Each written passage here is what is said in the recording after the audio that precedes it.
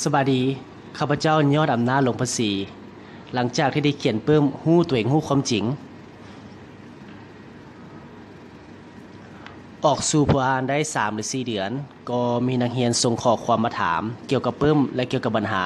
ต่างๆข้าพเจ้าก็ดีใจที่มีคนสนใจและเขียนคำถามมาเพื่อให้ยอดช่วยแนะนำก็เลยเฮ็ดวิดีโอนี้ขึ้นมาเพราะอาจจะมีอีกหลายคนที่มีคำถามได้รับฟังและเข้าใจถึงความหมายได้ง่ายขึ้นมีคนถามมาว่า Where does your inspiration come from Inspiration ก็หมายความว่าแรงบันดาลใจข้าพเจ้าได้แรงบันดาลใจมาจากไสในการเขียนปึ้มหัวนี้แรงบันดาลใจก็มาจากพ่อชื่อดวงไสหลวงพระศรีเพิ่นก็เป็นนักเขียนและนักประพันธ์หลายๆคนอาจจะ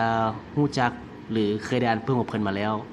ข้าพเจ้าเคยถามพ่อว่าเป็นหยังพ่อคือเขียนปึ้มหลายแท้พ่อตอบว่าคนเฮาเกิดมามื้อหนึงก็ต้องตาย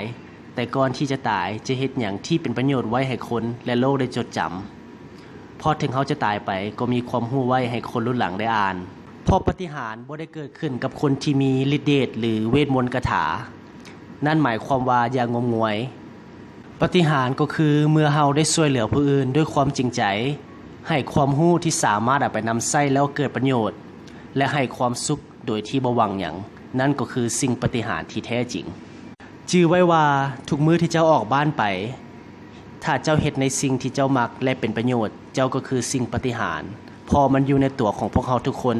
อย่ารอท่าสิ่งปาฏิหาริย์สร้างปาฏิหาริย์แล้วเป็นปาฏิหาริย์ให้กับทุกคน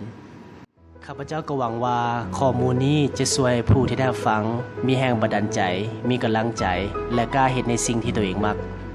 ถ้าวิดีโอนี้มีประโยชน์ก็ขอให้ทานแชร์ต่อๆกันไปเพราะความรู้บ่มีวันหยุดก็หวังว่าวิดีโอต่อไปจะเพิ่มความรู้ให้ทานได้อีกถ้าใครมีคำถามใดและอยากรู้หยังก็สามารถเขียนมาได้ขอขอบใจยอดอำนาจหลวงพระศรี